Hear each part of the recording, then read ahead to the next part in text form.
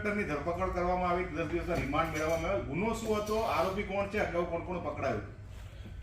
તારીખ 5 જાન્યુઆરીના રોજ ઉના પોલીસ સ્ટેશનના અહેમદપુર માંડવી ચેકપોસ્ટ ઉપર જુનાગઢ એસીબી પોલીસ સ્ટેશન તરફથી એક ટ્રેપ ડિકોયનું આટમાં અરજી કરેલી, જે નામંજૂર થયેલી, અને ત્યારબાદ તેઓએ ગુજરાત હાઈકોર્ટમાં પણ અરજી કરેલી, જે હાઈકોર્ટનું ફગાવી દેવાનું વલણ જોતાં તેમણે વિથડ્રો કરેલી, અને ત્યારબાદ તેઓ રાજકોટ ખાતે જઈ અને પોતે તપાસ કરનાર અધિકારી સમક્ષ તેમણે સરેન્ડર કરેલું, અને ત્યારબાદ તેઓની ધરપકડ કરવામાં આવેલી, અને ધરપકડ બાદ તેઓના પોલીસ કસ્ટડીના રિમાન્ડ માગતા 10 દિવસના એટલે કે 3 માર્ચ સુધીના પોલીસ કસ્ટડીના રિમાન્ડ મળેલ છે. ગોસ્વામી દ્વારા માંગણી સીધી માંગણી નથી કરવામાં આવી, પણ ગોસ્વામી એ પોતે જે ચેકપોસ્ટ હતી એના ઉપર ચોક્કસ માણસોની નિમણૂક કરી, અને આ ચેકપોસ્ટ ઉપર પોતાનો એક અંગત માણસ કે જે ઘણા વર્ષોથી તેમની સાથે ટાઉટ તરીકે ફરતો હતો તેવું તપાસ દરમિયાન જાણવા મળેલું છે અને પુરવાર થયેલું છે, તેવા નિલેશ તડવીને ત્યાં રાખેલો. નિલેશ તડવી છે એ આખો દિવસ દરમિયાન કેટલા મુસાફરો આવ્યા, કેટલા મુસાફરો પાસેથી કેટલી રકમ લીધી, કેટલો તોડ કર્યો, એ રકમનો સરવાળો, અને હવે કોના ખાતામાં એટલે કે હુસૈન કે અન્ય કોના ખાતામાં પૈસા ગયા છે, તો કોણ આવતીકાલે સવારે તમને કેટલા પૈસા આવીને આપી જશે, એ સમગ્ર હિસાબ એ નિલેશ તડવી નિલેશ ગોસ્વામીને આપતા, અને નિલેશ ગોસ્વામી એ રીતે કરપ્શન કરતા હતા. સાહેબ, આમાં એક એએસઆઈનું પણ નામ હતું, એનું શું? એએસઆઈ જે છે તેઓના વિરુદ્ધ પણ પુરાવા મળેલા છે. એમનું નામ છે નિલેશ મૈયા. સંજોગોવશાત એવું છે કે ત્રણેય આરોપીઓના નામ નિલેશ છે, જેથી એ નિલેશ મૈયાની પણ ધરપકડ કરવાની બાકી છે. તેઓએ પણ આગોતરા જામીન રાખ્યા હતા, પણ તેઓના પણ નામંજૂર થયેલ છે. સાહેબ, કેટલા રૂપિયાનો વ્યવહાર થયો હોય? પ્રાથમિક તપાસમાં કેટલી રકમ સામે આવી છે?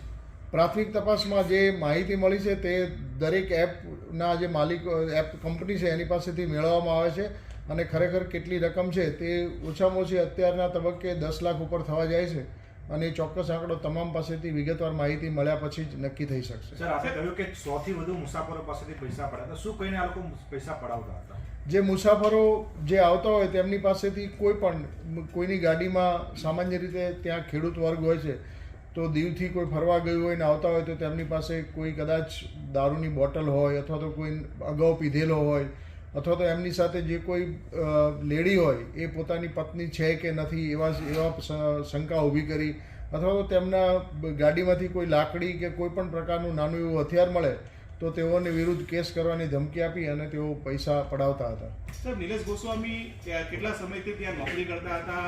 અહીંયા જે ચેકપોસ્ટ છે ત્યાંના પીઆઈ તરીકે? નિલેશ ગોસ્વામી ચેકપોસ્ટના પીઆઈ તરીકે નહીં, પરંતુ ઉના પોલીસ સ્ટેશનના પોલીસ ઇન્સ્પેક્ટર તરીકે છેલ્લા 6 માસથી ફરજ બજાવતા હતા. આગળ સર, રિમાન્ડમાં કયા કયા મુદ્દાઓનો ઉલ્લેખ કરવામાં, મિલકતની ચકાસણી કરવામાં આવશે? શું શું તપાસ? નિલેશ ગોસ્વામીના અમારા પોલીસ ઇન્સ્પેક્ટર ડિકોયર સાથે ત્યાં ગયેલા, અને ગેરકાયદેસર એમ કે દારૂ દીવ તરફથી આવે છે તે પ્રકારનું એક ડિકોયનું આયોજન હતું, જેમાં નાણાંની માંગણી થતાં પૂર્વે ત્યાં જે ફરજ પરના પોલીસ કર્મચારીઓ હતા તેઓને એસીબીના રેડ હોવાની ગંધ આવી જતાં તેઓ ત્યાંથી નાસી ગયેલા. આ સમયે એક થર્ડ પાર્ટી ઈસમ નામે નિલેશ તડવી ત્યાંથી પકડાઈ ગયેલો, જે પોલીસ ઇન્સ્પેક્ટર નિલેશ ગોસ્વામી જે ઉના પોલીસ સ્ટેશનના પોલીસ ઇન્સ્પેક્ટર હતા તેઓના વતી કામ કરતો હતો.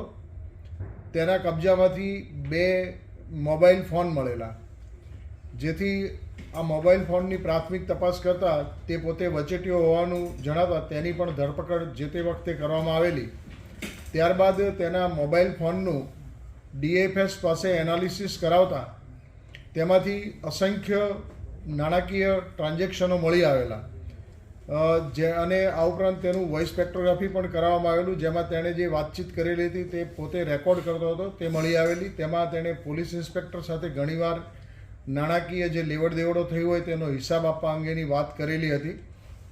તો આ અંગે તેનું ફોન ચકાસતા તેમાંથી તેણે ઉનાના એક હુસૈન નામના બુટલેગર અને એક અન્ય બુટલેગરના ખાતામાં જુદી જુદી એપ દ્વારા જે કોઈ ત્યાંથી પસાર થતા મુસાફરો હોય તેમને હેરાનગતિ કરી અને નાણાં લીધેલા, તે નાણાં આવી એપ દ્વારા તેને ટ્રાન્સફર કરેલા, આ નાણાં જે એપ દ્વારા ટ્રાન્સફર થાય એ નાણાં બીજે દિવસે આજે હુસૈન અને અન્ય બુટલેગર ઈસમો હતા તે ઉપાડી અને કેશ કરી અને પોલીસ ઇન્સ્પેક્ટરને આપતા એ સમગ્ર વાતચીત પણ નિલેશ તડવીના મોબાઈલમાં જે ડેટા મળ્યો એમાંથી મળી આવેલી, જેથી આ અંગેની આગળની તપાસ કરવામાં આવેલી અને જેમાં જે મુસાફરો આવી રીતે પકડતા એમની પાસે જો આ રીતે એપ મારફતે નાણાં ટ્રાન્સફર થઈ શકે તેમ ન હોય તો તેમને નજીકના એટીએમમાં લઈ જઈ અને નાણાં ઉપાડાવી અને તેઓની પાસેથી નાણાં મેળવતા. આ અંગે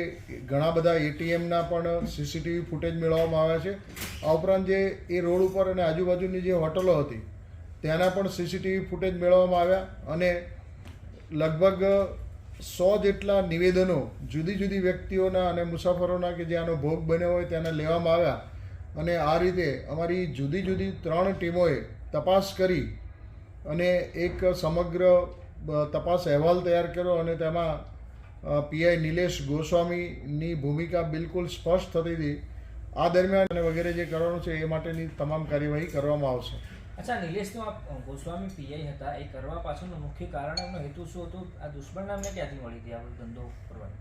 સોરી, આ જે આખું કૌભાંડ કર્યું 6 મહિનાથી કરી કેટલા સમયથી કરતા હતા અને જે સમયથી કરતા હતા તો એમને દુષ્પ્રેરણા સાહેબાની ક્યાંથી મળી હતી? ભૂતકાળમાં જ્યાં નોકરી કરી ચૂક્યા છે ત્યાં એવું કંઈક વાંધાજનક મળી આવ્યું છે તપાસ?